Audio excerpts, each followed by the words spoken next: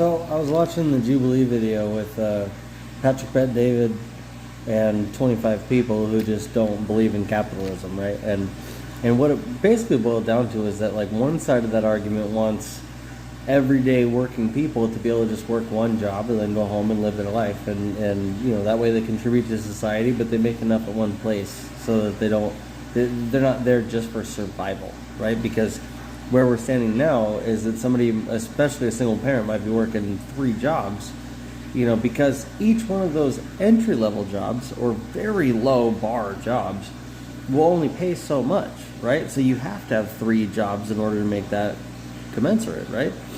Well, what Patrick Bet-David is saying is that, like, okay, well, if you work 3 jobs at $12 an hour, then it would be a lot better for you if you just worked 1 job at $36 an hour.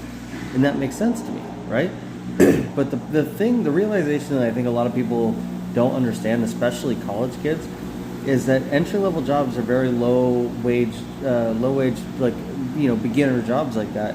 They can't pay you that livable wage. That it would destroy the company, right? Everybody gives Walmart shit because they pay their guys minimum wage or barely above minimum wage or whatever it might be. Well, Walmart's a little bit different story. Walmart has a shitload of money, and they probably could pay a lot better, but they do. They pay their managers fairly well for the most part. So we can pick apart each and everything, but the fact of the matter is that the argument is for people not having to work 3 jobs just to survive. Well, the Republican side, or I guess not even Republican, but like the entrepreneur side says, well, you should figure out how to boost your marketplace value so that way you don't have to work 3 jobs.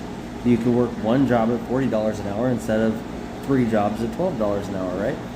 So, or 4 jobs at $10 an hour, whatever the math, right? So I think what people need to do is you need to find something that pays more than 2.5 times the minimum wage, and then you need to figure out what skills you need to build for yourself in order to get in that space, and then find that job, right?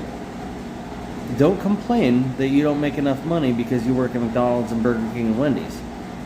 What you should be doing is working at McDonald's to become a manager of 3 or 4 different McDonald's and be a regional manager, and then you'll make enough money to live comfortably, right? So that's all I'm saying. That's the one realization that I don't think anybody came across in that whole video. It's just that, like, you should work 1 job, but you should learn how to work that 1 job well enough that you can get paid well enough that you only have to work 1 job.